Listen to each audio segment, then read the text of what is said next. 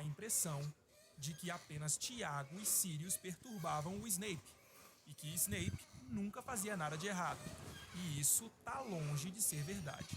O problema é que os filmes nos apresentaram apenas a perspectiva do Snape.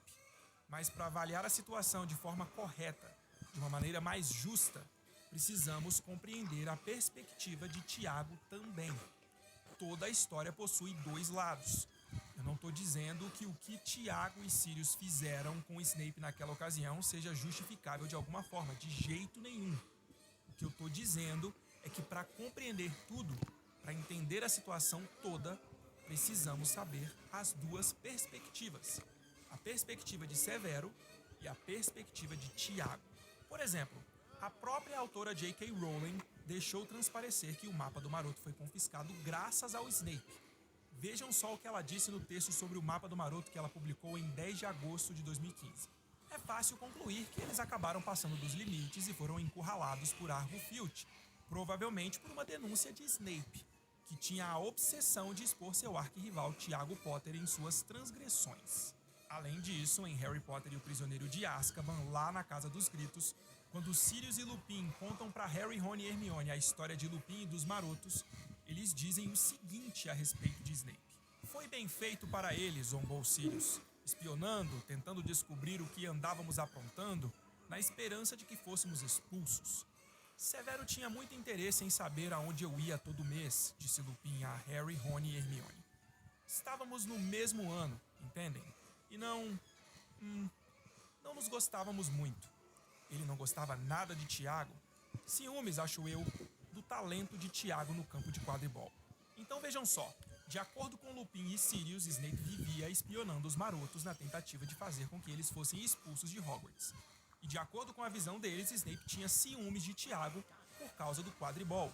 Só que além disso, Severo também tinha ciúmes de Tiago por causa de Lilian Evans, e isso fica absolutamente claro numa das memórias de Snape que vemos em Harry Potter e as Relíquias da Morte. Nessa memória, Lilian e Severo estavam discutindo.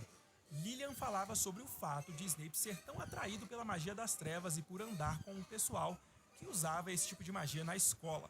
A gente vai falar sobre isso também um pouquinho mais pra frente no vídeo. Mas vejam só o que o Snape fala pra Lilian nessa ocasião. E aquelas coisas que Potter e os amigos dele aprontam, retrucou Snape. Seu rosto corou ao dizer isso, aparentemente incapaz de refrear o seu rancor. E onde é que Potter entra nisso? Perguntou Lilian.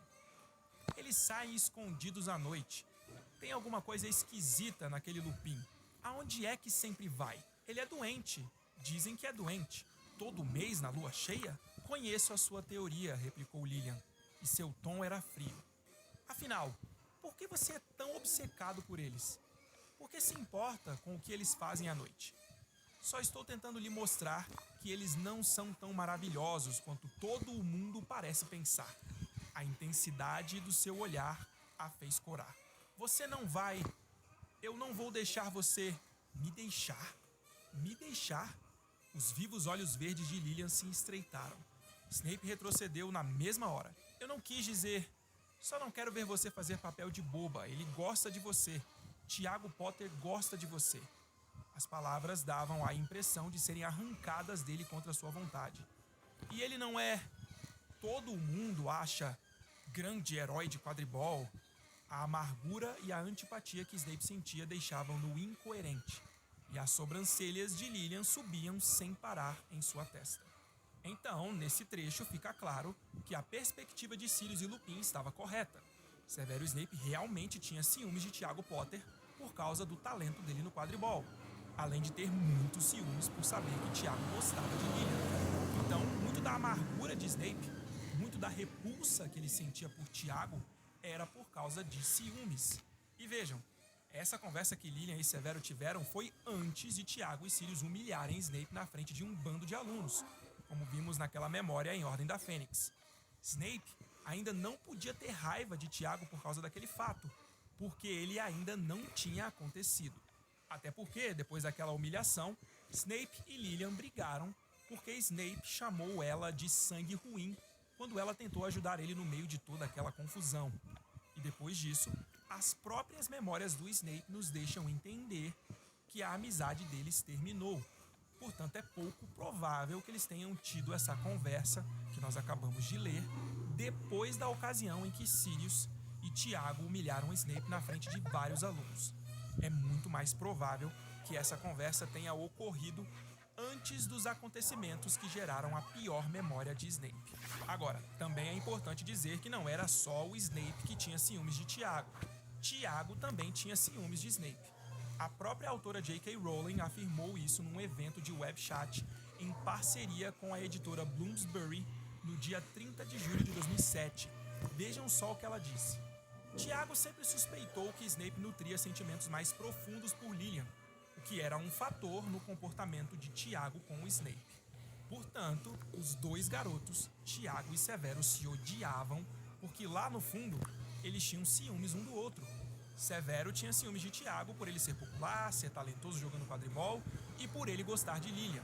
E Tiago tinha ciúmes de Snape por provavelmente ver ele com muita frequência andando com a garota que ele gostava. Galera, com todo respeito, mas isso é muito drama adolescente. Tipo, muito mesmo. Coisa de dois jovens extremamente imaturos. Então, como eu disse antes, não era só Tiago e os marotos que viviam perturbando a vida do Snape. O contrário também acontecia. Tudo fica mais claro quando a gente aprende a ver os dois lados. Quando a gente avalia uma situação tendo uma visão mais ampla de tudo. Porque se a gente escolher um lado, já era. Nossa avaliação vai ser poluída porque já escolhemos um lado antes mesmo de entendermos a situação como um todo. Precisamos aprender a ver as coisas tendo como base mais de apenas uma perspectiva. E como eu também já disse antes, nesse aspecto os filmes pecaram bastante, porque mostraram apenas o lado do Snape. É claro que muito do que o Snape disse era verdade. E é claro que a memória que vemos dele sendo humilhado por Tiago e Sirius é horrível. E de forma alguma a gente pode achar que aquilo é aceitável. Mas não dá pra gente ouvir o Snape e acreditar que 100% das coisas que ele falou sobre o Tiago ou sobre o Sirius era verdade.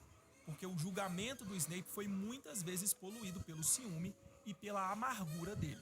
Inclusive, foi essa amargura e ciúme que fizeram o Snape nunca aceitar o fato de que Tiago salvou a vida dele uma vez. Assim como vários anos depois, já adulto, mas ainda cego pela raiva, amargura e ciúme, Severo fez com que Lupin tivesse que deixar seu emprego como professor de defesa contra as artes das trevas. Vamos ler de novo aquela conversa que Lilian e Severo tiveram. Mas dessa vez, vamos ler também alguns outros trechos que não lemos ainda.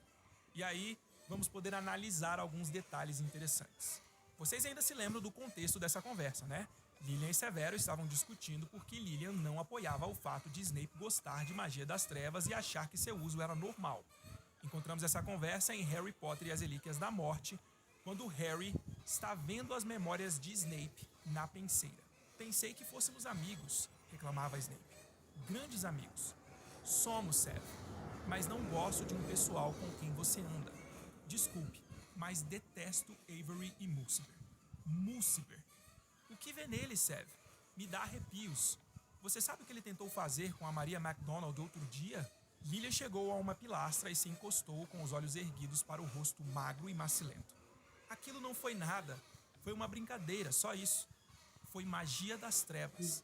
E se você acha que isso é brincadeira, nesse momento Snape traz o Tiago para a conversa sem ele ter nada a ver com o assunto. E aí vem o trecho que nós lemos anteriormente. E aquelas coisas que Potter e os amigos dele aprontam, retrucou Snape. Seu rosto corou ao dizer isso, aparentemente incapaz de refrear o seu rancor. E onde é que o Potter entra nisso? Perguntou Lilian. Eles saem escondidos à noite. Tem alguma coisa esquisita naquele Lupin. Aonde é que ele sempre vai? Ele é doente. Dizem que ele é doente. Todo mês na lua cheia? Conheço a sua teoria, replicou Lilian, e seu tom era frio. Afinal, por que você é tão obcecado por eles? Por que se importa com o que eles fazem à noite? Aqui é importante dizer que o Snape já sabia que o Lupin era um lobisomem. Vamos dar uma pausa na parte de Relíquias da Morte que estávamos lendo e vamos voltar lá em Prisioneiro de Azkaban. Vejam só o que o Lupin disse para Harry, Rony e Hermione na Casa dos Gritos. Snape tinha me visto atravessar os jardins com Madame Pomfrey certa noite quando ela me levava em direção ao Salgueiro Lutador para eu me transformar. Sirius achou que seria divertido contar a Snape que ele só precisava apertar o nó no tronco da árvore com uma vara longa para conseguir entrar atrás de mim. Bem, é claro que Snape foi experimentar, e se tivesse chegado até a casa teria encontrado um lobisomem adulto, mas seu pai, que soube o que Sirius tinha feito, foi procurar Snape e puxou-o para fora, arriscando a própria vida. Snape, porém, me viu no fim do túnel. Dumbledore o proibiu de contar a quem quer que fosse, mas desde então ele ficou sabendo o que eu era. Então Snape viu Lupin transformado, só que Dumbledore proibiu ele de contar que Lupin era um lobisomem. Agora vamos voltar para a conversa de Lilian e Severo. Só estou tentando lhe mostrar que eles não são tão maravilhosos quanto todo o mundo parece pensar, disse Severo.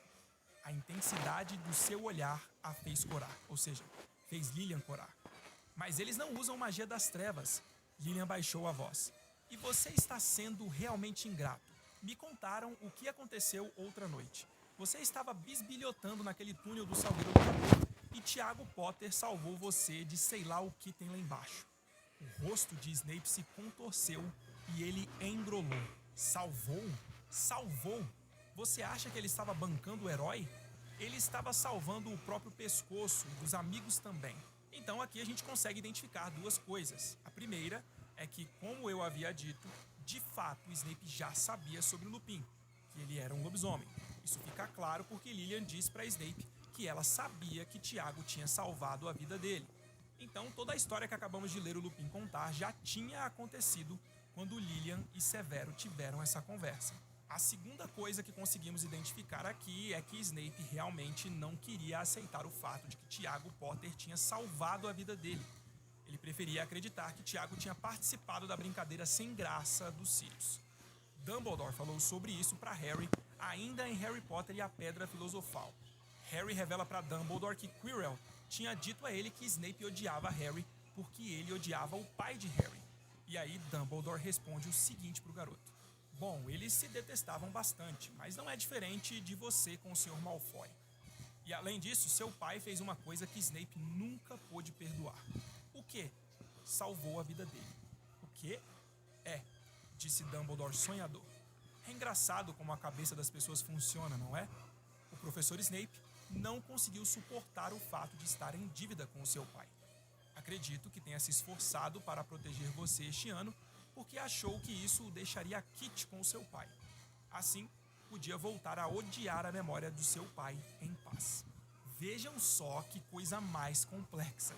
Ao invés de ser grato por Tiago ter salvado a vida dele, Snape preferiu negar a verdade, porque ele preferia odiar um inimigo do que tentar fazer um novo amigo.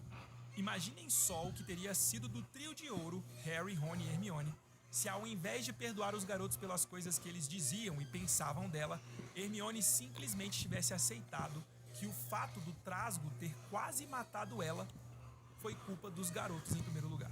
Porque foi por terem ofendido ela que ela ficou triste e foi para o banheiro feminino, sendo surpreendida pelo trasgo nessa ocasião.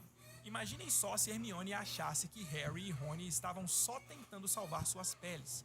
Provavelmente eles nunca poderiam ter sido amigos. Conseguem perceber o que eu quero dizer? E o pior é que Severo teve a oportunidade de ouvir a verdade dos fatos. Enquanto Lupin contava toda a história para Harry, Ron e Hermione lá na Casa dos Gritos, Snape estava ouvindo tudo escondido na capa da invisibilidade de Harry. Portanto, ele ouviu da própria boca do Lupin que Tiago não teve participação nessa brincadeira sem graça dos Sirius. Assim como o próprio Lupin também não teve nada a ver com essa história.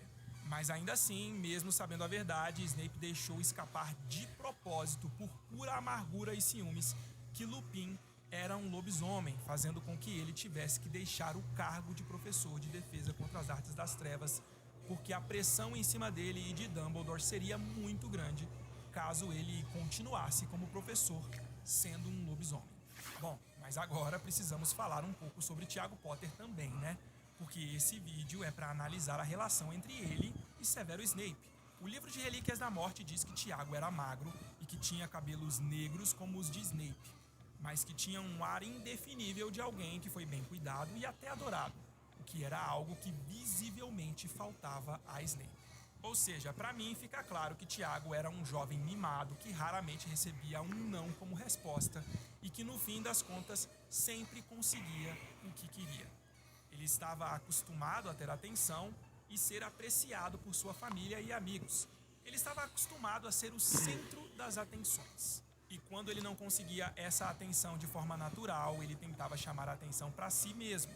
E frequentemente, a maneira como ele escolhia chamar a atenção era imatura e algumas vezes inadequada e inaceitável.